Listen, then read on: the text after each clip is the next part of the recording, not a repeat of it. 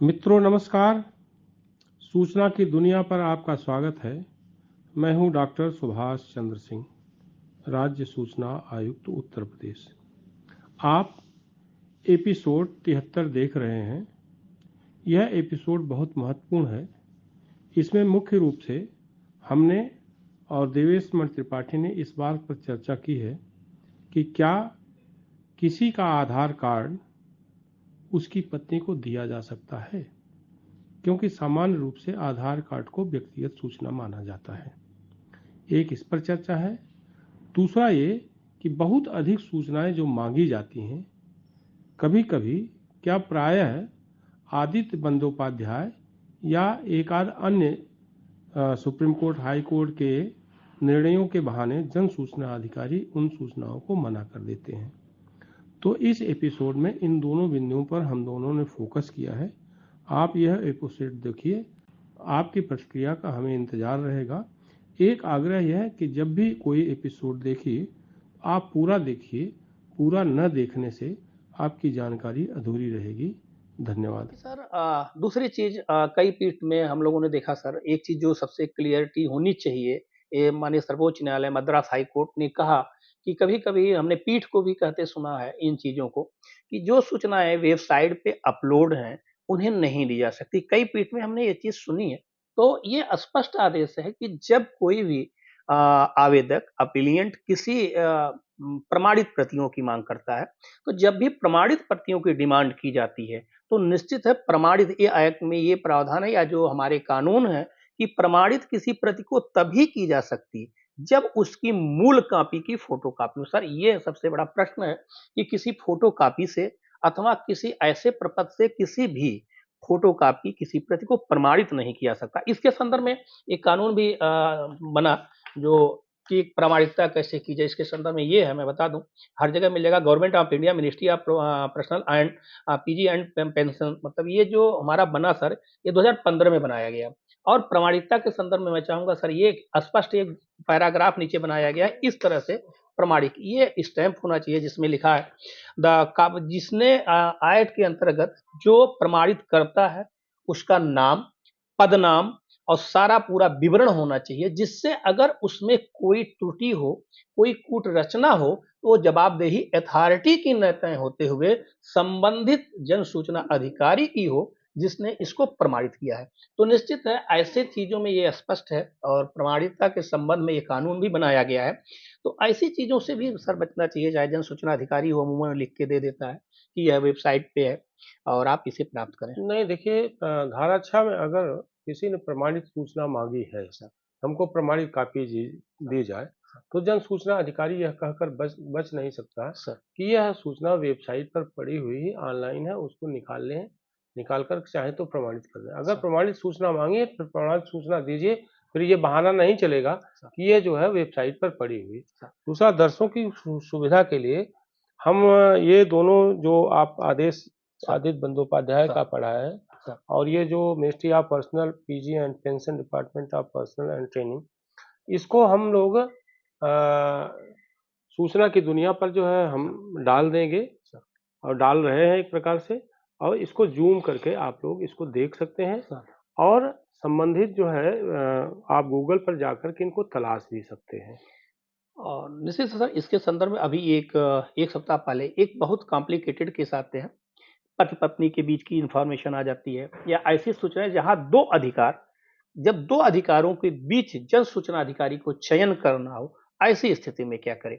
जैसे पति पत्नी के संदर्भ में अभी जो प्ली लिया गया उस केस में हम चाहेंगे सर, जैसा आपने टाइम बाउंड किया है कि नहीं, अगर इसको बढ़ाए, हम लोग इस चर्चा को बढ़ाएं। तो निश्चित है सर कि उसमें अभी ये कहा गया कि एक पत्नी ने अपने पति से संबंधित आधार कार्ड का डेटा मांगा। तो आधार कार्ड के डेटा के संदर्भ में ये कहा गया व्यक्तिगत सूचना है। तो जब माननीय उच्च न्यायालय के समक्ष ये प्रकरण गया तो उसमें ये प्ली लिया गया कि जो हमारा हिंदू मैरिज एक्ट है उसके अंदर पति पत्नी ये यूनिक है और इनके दोनों के बीच कोई ऐसी चीजें नहीं है जो साझा न किया। ध्यान रखें सर, ये सही बात है कि जो ये मैरिज एक्ट बनाया गया इसमें निश्चित माना गया एक आइडेंटिटी है और इसके संदर्भ में कोई ऐसी चीजें नहीं है जो अलग हो। लेकिन जब इसका डेफिनिशन आया सर इस केस में, तो माननीय सर्वोच्च न्यायालय ने बहुत अच्छा डेफिनिशन दिया और डेफिनिशन किया कि जब आरटीआई एक्ट के अंतर्गत आप डिमांड करते हैं, तो यहाँ सीधे लिखा गया भारत का नागरिक, सिटीजन, और दूसरी चीज यह व्यक्तिगत जो रोक प्राप्त है, यह इंडिविजुअल है। किसी का आधार कार्ड यह व्यक्तिगत सूचना की श्रेणी में आता है। ऐसी स्थितियों में इसे नहीं दी जा सकती। जो ये स्पष्ट अभी आया सर, 1 हफ्ता था, मैं उसको कोट कर दे रहा हूँ कि पत्नी भी अगर ये चाहे कि किसी अपने पति के जो आधार कार्ड से रिलेटेड इंफॉर्मेशन है, उसे हम डिमांड करें मुझे प्राप्त हो। क्योंकि उसने डेफिनिशन ये किया गया कि जो सेक्शन 21 या 19 जो मौलिक अधिकार हैं, मौलिक अधिकार व्यक्तिगत होते हैं और व्यक्तिगत अधिकारों का हनन किसी अन्य अधिकार से तब तक उसको अतिक्रमित नहीं किया जा सकता जब तक इसमें कोई पब्लिक इंटरेस्ट ना हो। और पब्लिक इंटरेस्ट का डिफिनीशन जरूर सर हम लोग चाहेंगे कि इसके बाद अभी जब चर्चा हो, तो इस चर्चा को थोड़ा सा आगे बढ़े, क्योंकि कई हम लोग केसों पे अभी और नहीं, चर्चा इसको करना चर्चा को हम आगे बढ़ाते हैं सर। हाँ। तो निश्चित है इसके संदर्भ में एक केस का और चर्चा करना चाहूंगा, गिरीश चंद पांडे बनाम सीपीआईओ। ये बहुत इंपॉर्टेंट है। इसमें भी हमने देखा है कि जन सूचना अधिकारी, मैं सर एक स्पष्ट करूं कि मैं एज ए जन सूचना अधिकारी अथवा आवेदक के तरफ से नहीं, ये जो एक लीगल एक सिस्टम है जो एक्ट कहता है इसके संदर्भ में, इसमें 14 बिंदुओं की सूचना चाहिए गई थी। और इसमें था एक अधिकारी बैंक के थे, उनका कब ज्वाइनिंग हुआ, उन्होंने कहाँ-कहाँ अपनी ड्यूटी करी, उनका कितने स्थानांतरण किया गया, उन्होंने कितने भत्ते, यानी कि इस प्रकार की 14 सूचनाएँ, 14 बिंदुओं की सूचना माँगी गई।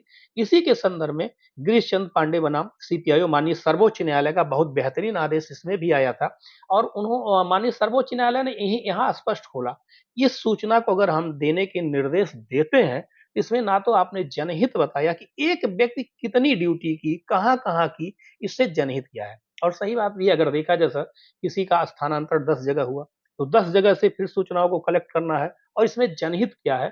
और माननीय सर्वोच्च न्यायालय ने इसमें गिरीश चंद पांडे में इसे कहा, अगर जनहित आप सिद्ध करिए, तो निश्चित ये सूचनाएँ दी जा सकती है।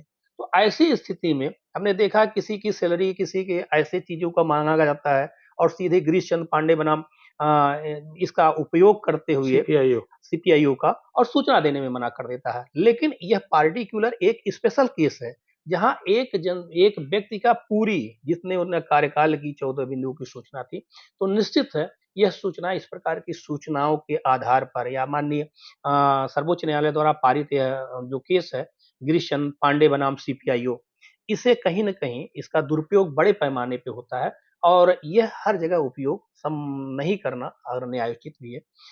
इसके संबंध में सर बहुत से केस हैं, लेकिन बाद में हम लोग चर्चा करेंगे, क्योंकि आपके जो डायरेक्शन है सर उसके अनुसार हमको लग रहा है कि समय ज़्यादा व्यतीत हो रहा।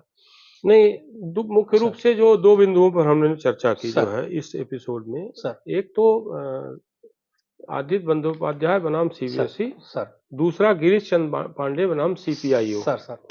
दोनों में मुख्य रूप से जो है सूचना की अधिकता हो, सूचना विस्तारित सूचना हो सर। या मूल कार्य प्रभावित हो, सूचना नहीं देना है। लेकिन जन सूचना अधिकारियों को इन दोनों का बहाना लेकर के सूचना मना करने से बचना चाहिए। इसमें स्पष्ट लिखा गया है, अगर वांछित सूचना, भले वो इसको प्रभावित करता हो, अगर वांछित सूचनाएं जो चाही गई है, अगर पब्लिक इंटरेस्ट उसमें बड़ा है, तो निश्चित है उसे डिस्क्लोज किया जाएगा। इस आधार पे मना नहीं किया जाएगा, लेकिन यह साबित करने का भार आवेदक का होगा, वह बताए इसमें क्या पब्लिक इंटरेस्ट है और इन सूचनाओं को अगर प्रकट कर दिया जाए, तो इसमें बहुत बड़ा जनहित सामने आएगा और प्रभावित होगा। लोक के हित सिद्ध करने का जिम्मा जो है इन मामलों में जो है वो आवेदक का है। बिल्कुल। और इसी में एक चीज और, अगर करप्शन से रिलेटेड है, अगर आवेदक ये कहीं भी प्रथम दृष्टया साबित करता है कि ये करप्शन से रिलेटेड है, तो निश्चित है ऐसी सूचनाओं को कभी रोका नहीं जा सकता। अर्थात सीधे माननीय सर्वोच्च न्यायालय का यह कहना है कि हमारा जो एक्ट है उसकी मूल भावना क्या है। एक्ट का मूल भावना ट्रांसपेरेंसी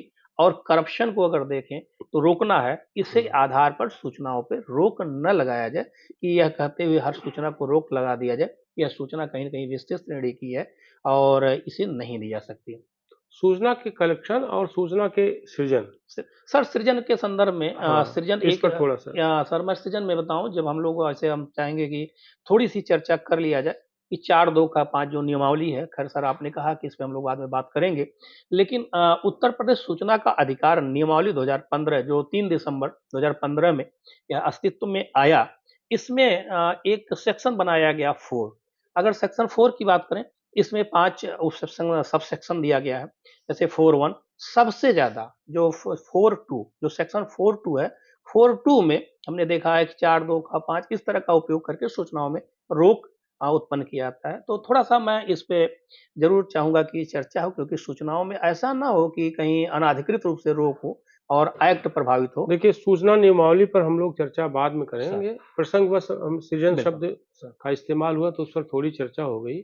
मैं दर्शकों को ये बता दूं कि हम दोनों लोग जो आरटीआई एक्ट सूचना अधिकार कानून के बारे में चर्चा कर रहे हैं, मुख्य रूप से आरटीआई एक्ट 2005 के संदर्भ में हम लोग बात कर रहे हैं।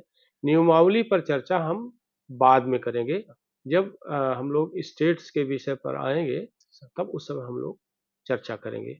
इस चर्चा को, इस विचार साझा करने की प्रक्रिया को हम यहीं रोकते हैं। एक अनुरोध दर्शकों से जरूर है कि जब भी जो है सूचना की दुनिया का कोई एपिसोड देखें तो पूरा देखें, अधूरा न छोड़ो, क्योंकि अधूरा छोड़ने पर उनकी जानकारी अधूरी रहेगी। इसी के साथ इस चर्चा को हम यहीं समाप्त करते हैं। आप इस YouTube चैनल को लाइक करिए, सब्सक्राइब करिए, कमेंट करिए और शेयर जरूर करिए।